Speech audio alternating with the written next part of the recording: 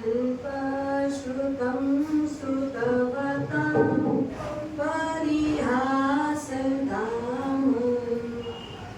त्वद्भक्तिरेव मुखरि गुरुते बलाना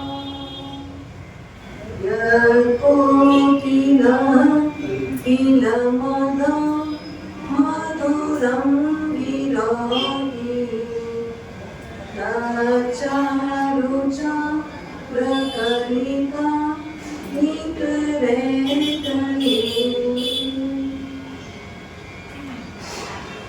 धर्म प्रेमी बंधुओं, माताओं एवं बहनों, व्याख्यान अधिकार में महोपाध्याय विनय विजय जी महाराज साहब द्वारा रचित शांत सुधारस ग्रंथ एकदम शांत करने के लिए, अशांत मन को शांत करने के लिए, सत्य का बोध हो और स्वयं की शोध हो, इतनी अच्छी बात शांत सुधारस ग्रंथ में कही गई है। कौन सी भावना चल रही है? संसार भावना। संसार में बैठे हैं, ज्यादा न भी सुने तो इसका अनुभव प्रत्यक्ष हो रहा है ना। अनुभव प्रत्यक्ष है कि नहीं? हाँ,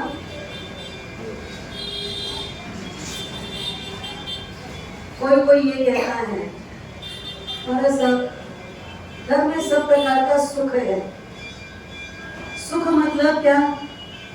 कोई डांटने वाला नहीं है, कोई कुछ कहने वाला नहीं है, और इक्का दुक्का बच्चे हैं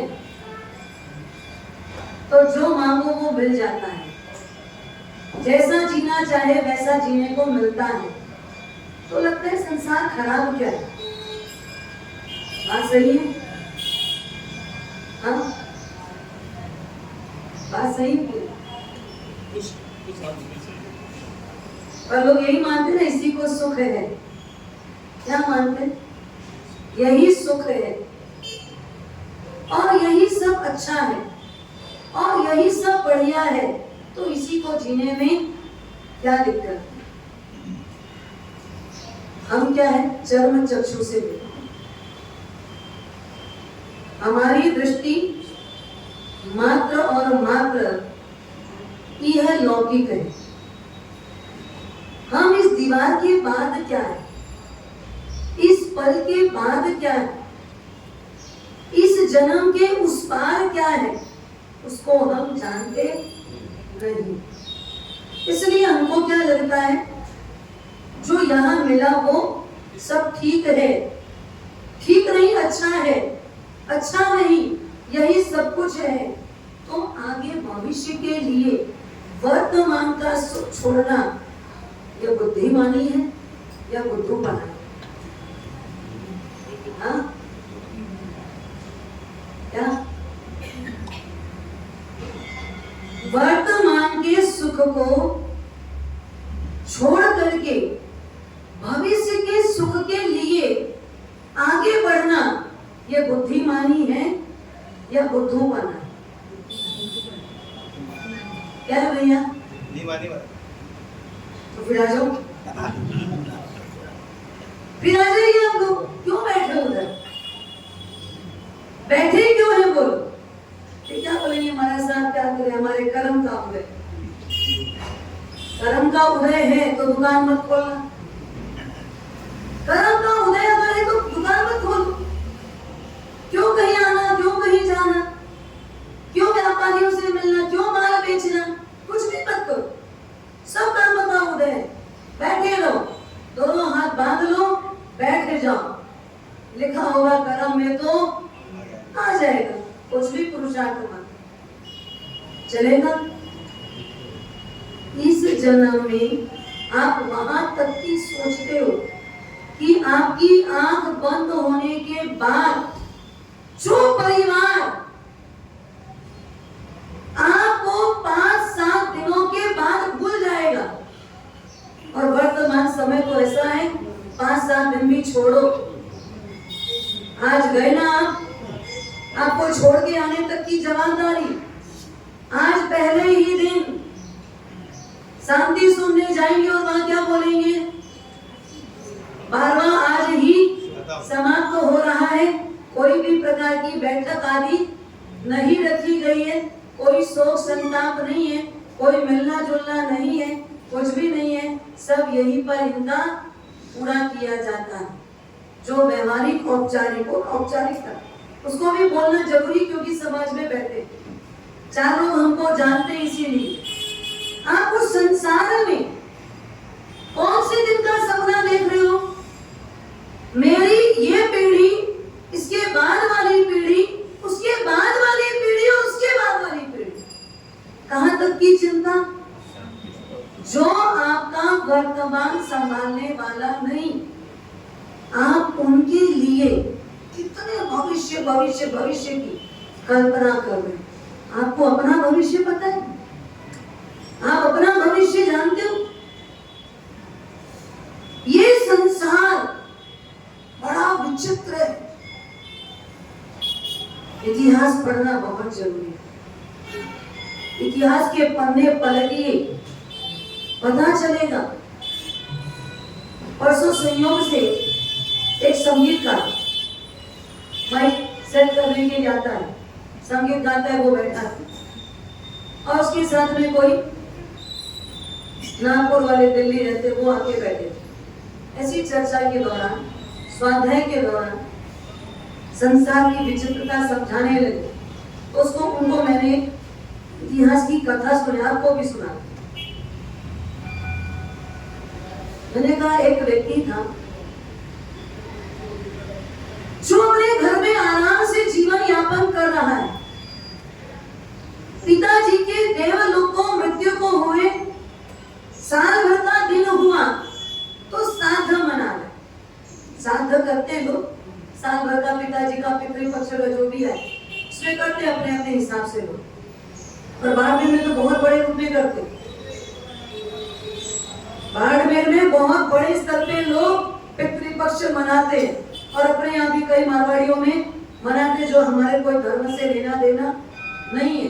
पर हमारे धर्मावलंबी सब कैसे, सब धर्म फॉलो करना, क्या करना, सब धर्म फॉलो करना, हम सब धर्मावलंबी। अब उन्होंने भी वैसे ही, वो जैन नहीं भी हो, अजैन थे वो, लेकिन संसार की विचित्रता देखी। वो व्यक्ति मतलब पितर पक्ष यहाँ श्राद्ध का दिन मना रहे, उसी समय उसके घर के पास से मुनि भगवंत का निकलना हुआ। उसकी चर्या को देख करके उनके चेहरे में थोड़ा सा एक विनोद, एक हास्य, एक थोड़ी सी छोटी सी मुस्कुराहट। क्या विचित्र संसार है, किसके लिए कर रहा है, क्या कर रहा है, किससे जोड़ रहा है, किसको जोड़ रहा है, कुछ हो सही नहीं है। छोटा सा एक बालक जिसको वो गोद में खिला रहा है, श्राद्ध का दिन है, अपने ही घर की भैंस के पेट से जन्मा हुआ एक पाड़ा, उसने उसकी बलि चढ़ाई, उस पाड़े को मार के पिता की स्मृति में बलि चढ़ाई। और श्राद्ध का दिन है, बहुत सारे लोग खाने आएंगे, अंदर में मिठाई बनी हुई है। अचानक गली की एक कुत्ती घर के अंदर घुस गई और उसने मिठाई पे मुंह डाल दिया। उस लड़के ने उसकी कमर तोड़ इतना मारा, इतनी पिटाई की कि सारा छूटा कर दिया। बेचारी कुत्ती भाग तो गई, निकल तो गई। मुनि भगवंत का आश्चर्य उसके दिमाग में घूमने लगा, बात क्या हुआ, क्यों उनके चेहरे पे मुस्कुराहट। और जैन मुनि कभी भी बिना कारण कोई हास्य नहीं करेंगे, कोई ना कोई कारण होगा। क्या कारण है, मुनि के पीछे लगा, मुझे बताइए हंसने का कारण क्या।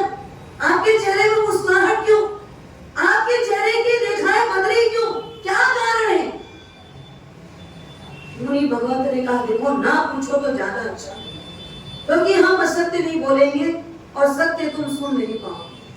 नहीं, बोलिए, बिल्कुल बोलिए, निडर होके बोल, मैं आपका कुछ नहीं बिगाड़ूंगा, बोलिए। उन्हीं भगवंत ने कहा मुझे डर नहीं है, तुम अधिक से अधिक करोगे तो क्या करोगे, ये जीवन खत्म करोगे, उससे ज्यादा कुछ नहीं करोगे। मैं अजर अमर अविनाशी आत्मा, मेरा क्या बिगाड़ करोगे। लेकिन मैं मोही हूं, असत्य नहीं बोलने का मेरा दृढ़ निश्चय और संकल्प है, मैं असत्य नहीं बोल सकता। आप सत्य बोलिए, जो है बोलिए। आपके पास सुनने की तैयारी है, आप सुनने को तैयार हो, सत्य पचाना पड़ेगा, सत्य हजम करना पड़ेगा, सत्य के लिए तैयार हो तो बोलो। आप बोलिए ना गुरुदेव, जो है सो है, जो होगा वही तो आप बोलेंगे, और जो है तो उसको सुनना तो पड़ेगा। आप बोलिए, बेझिझक बोलिए। गुरु महाराज ने कहा देखो भाई, तुम जिनका साधन कर रहे हो, जिस पिता की स्मृति में तुम ये काम कर रहे हो, उनको पता है तुम्हारे पिता मृत्यु को प्राप्त करके तुम्हारे ही घर में जानवरों से बहुत प्रेम था, तो अपने ही घर की भैंसी के उदर में पैदा हुए, और जिस बाड़े को तुमने बलिदान दिया है वो कोई और नहीं, कौन है, तुम्हारे पिता है।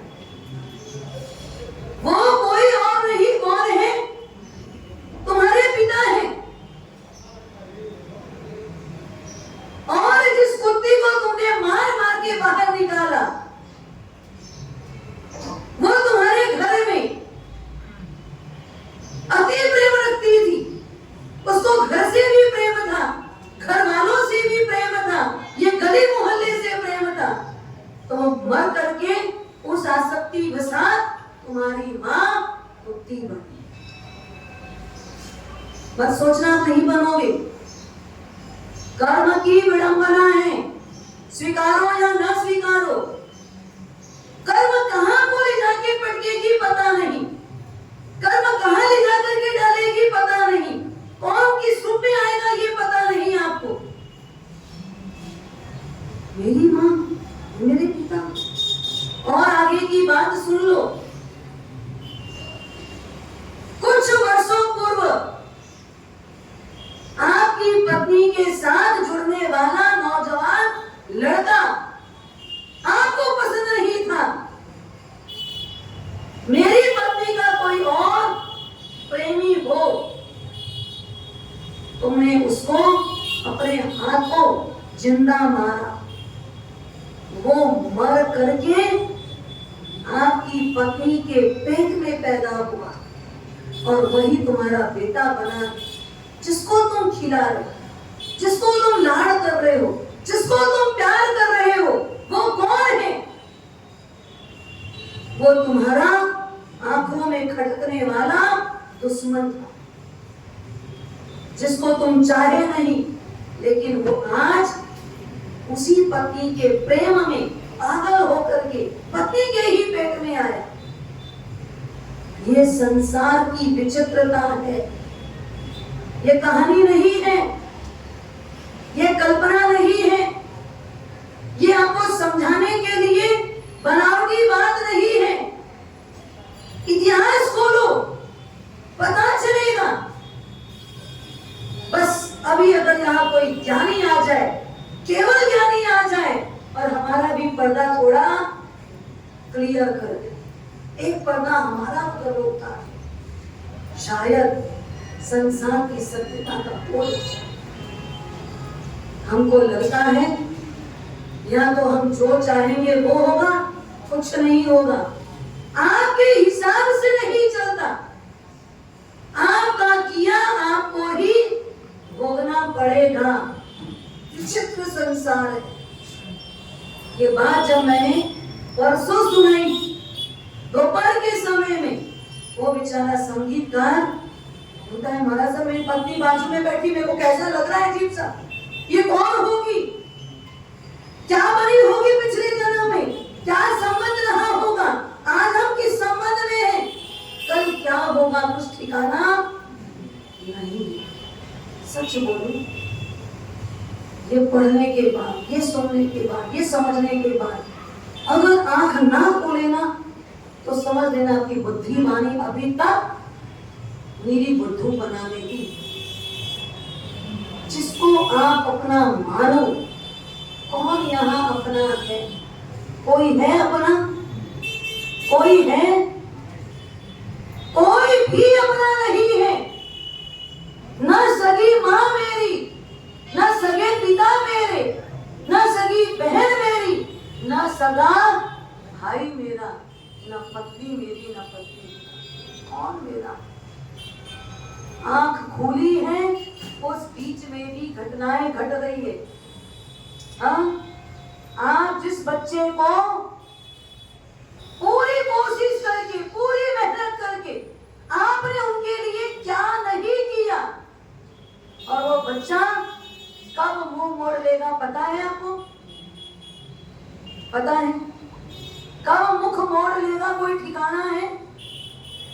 जिस लड़की को बड़े अरमान के साथ अब तो लड़की और लड़का सब बराबर है ऐसा बोल करके ही माता पिता पोषण करते हैं, और एक ही होते संतान तो माँ बाप के लिए, चाहे लड़का हो चाहे लड़की हो, उनके पास तो दोनों ही एक ही, हृदय एक है, तो दोनों के लिए हृदय एक ही रहता है। जवानी आने के साथ लड़की धोखा दे जाए, किसके साथ भाग जाए, पूरी जिंदगी परेशानी भोगो। एक नहीं ऐसे हजारों किस्से आज के समय में हैं। फिर भी आपको खुली आंख से सब देखने के बाद भी लगता है कि संसार आसान है। लगता है, लगता तो है बाप जी, लेकिन हमारे को ये क्या है, जहर घुला में लड्डू कैसा लगता है? भाई दिख तो अच्छा ही है ना, खाने में तो मिठाई है ना, कौन जानता है इसमें जहर है या नहीं है? कौन जानता है? किसी को पता नहीं है। 4 लड्डू में महाराज साहब 3 लड्डू में तो जहर नहीं है ना, तो मेरे में शायद बिना जहर का ही लड्डू होगा, पर पता नहीं वही जहर वाला लड्डू है। संसार है ये, मीठा है लेकिन जहर मिश्रित। खाओगे, चखोगे, हाँ चखोगे। ये 4 लड्डू है, 4 में किसी एक में बताया आपको, चारों में नहीं जहर है। 4 एक साथ रखा हुआ है, चारों एक जैसा है, दिखने में एक जैसा है, उसकी हर क्वालिटी एक जैसी है, बस अंदर में एक लड्डू के अंदर जहर है। आप ये 4 लड्डू ले जाओ। क्या मोहन जी, कौन सा लेंगे अपन? हाँ, एक में ही है जहर तो, पर एक में ही है ना जहर, तो 3 में नहीं है। पर 3 में तो नहीं है, ये तो श्योर है ना। मतलब भय है आप, वो अधिक होगा तो क्या नुकसान होगा? नुकसान होगा तो क्या होगा ये बताओ? जाना तो ऐसे भी, जाना तो ऐसे भी है ना। हाँ, फिर डर किस चीज का है? हाँ? अरे तो पता आखिरी दिन लड्डू बंटवाना है? अरे ऐसा नहीं है, ये बोलो बाप जी कुछ अच्छे काम और करने के बाकी है, बस उसको सबको पूरा करना है। अभी इस जिंदगी में अगर कुछ अच्छा नहीं किया तो कब करेंगे? ये जीवन मात्र और मात्र किसके लिए मिले? हाँ? पर हम कर क्या रहे? अभी वो सिद्धि ने बोला ना, हाँ? और उसने पूरी कहानी बोलने के बाद में आपको पूछा था, अगर भगवान को देने के लिए सिर्फ चावल की पोटली है और दाना 2 निकाल के दिया, तो 2 दाना तो क्या हुआ, सोने का हो गया, और पूरा दिया होता तो, पर पहले पता होना चाहिए ना। आप क्या बोलोगे? पहले पता होता तो हम चावल की एक पोटली नहीं पूरा बोरा बुलवा लेते और पूरी बोरी भगवान को दे देते। नहीं भी पैसा होता तो एक बार क्या करते? हाँ, कर्जा में भी ले लेते, उधारी भी दे लेते, लेकिन वो भगवान को एक बोरी चावल भी भेंट कर देते। बदले में क्या मिलने वाला था? पर तब नहीं मिलता, तब नहीं मिलता। क्यों? क्योंकि संसार अंदर आ गया ना। जब देने की बात थी तब संसार अंदर नहीं था, और जब मन में लालच पैदा हो गई तो आपके अंदर क्या पैदा हो गया? संसार पैदा हो गया। तो जब संसार आपके अंदर होगा तो आपको प्रति बदले में कुछ भी मिलने वाला नहीं है। बहुत विचित्र संसार है। इस संसार में एक भी जगत का प्राणी ऐसा नहीं है जिस जगत में हम जन्म ना लेके आए। चराचर जगत में जितने भी प्रकार के आपको चेहरे दिखाई दे, जितने भी प्रकार के जीव दिखाई दे, जितने भी प्रकार के इंद्रिय से लेकर पंचेंद्रिय प्राणी दिखाई दे, वो सारे के सारे जन्म हमने कर लिए। अब और कितना कितना जीना है, और कितनी बार जन्म मरण करना है, कितना बार जन्म लेना? अनंत हो चुका, लेकिन अब अनंत करना है। एक ही शब्द रोज दोहराना, कौन सा वाला? करेक्ट। एक ही शब्द रोज दोहराना। ये जन्म मेरा आखिरी नहीं हो सकता, कोई बात नहीं, लेकिन मेरा ये पहला जन्म जरूर हो जाए। मेरे भाव की गिनती तो शुरू हो, ये मेरा पहला भाव तो हो, मतलब मुझे इस जन्म में परमात्मा वाणी के प्रति सच्ची श्रद्धा, सम्यक दर्शन प्राप्त करके ही जाना है। उसके पहले भगवान मेरी श्वास पूरी ना हो, बस एक ही मांग, सम्यक दर्शन चाहिए, कुछ नहीं चाहिए। नहीं होगा मोक्ष कोई बात नहीं, लेकिन मोक्ष का रास्ता तो हो, मोक्ष का पथ तो हो, मोक्ष का मार्ग तो हो। इसलिए अंतिम भाव नहीं होता, उसका कोई खेद नहीं। कलिकाल सर्वज्ञ हेमचंद्राचार्य जी महाराज ने वीरनागी स्तोत्र में कहा है, सुषमातो दुष्मायाम कृपा फलवती तव मेरु को मरु भूमोहि साध्या कल्पा तरोस्थिति। बस भले सुख मारा नहीं मिला, भले दुख में आराम मिला, कोई प्रॉब्लम नहीं, भगवान जीना आ जाए तो मेरा यहाँ पहला भाव हो जाएगा। मेरे लिए तो सुखमा आरा से भी दुखमा आरा अच्छा है। कल्प वृक्ष का जमाना नहीं मिला चलेगा, भले मैं मरुभूमि में जन्म लिया, पर अगर मुझे यहाँ अब भी सम्यक दर्शन प्रकट कर लूं, मेरी आत्मा की इतनी पात्रता विकसित हो जाए, तो मुझे और कोई चीज तेरे शासन में नहीं चाहिए। बस सम्यक दर्शन कब प्रकट होगा? संसार की विचित्रता को जानो, समझो, और जो सत्य है उसको खुली आंख से देखने का प्रयत्न करो। चर्म चक्षु से दिखाई नहीं देगा, अंतर चक्षु से देखने की कोशिश आप और हम सब करें। इन्हीं शुभकामनाओं के साथ ओम शांति शांति शांति। सर्व स्वीकारिणी संयम यात्रा साधी अनंत जवीर पति भव भ्रमणोनी यात्रा नो तो अंत छे अनंत नहीं। भव भ्रमणोनी यात्रा नो तो अंत छे अनंत नहीं। હું કહેતો નહીં સંસારે સુખ પણ શાશ્વત સુખનો અંશ નહીં। ભવ ભ્રમણોની યાત્રાનો તો અંત છે અનંત નહીં। ભવ ભ્રમણોની યાત્રાનો તો અંત છે અનંત નહીં।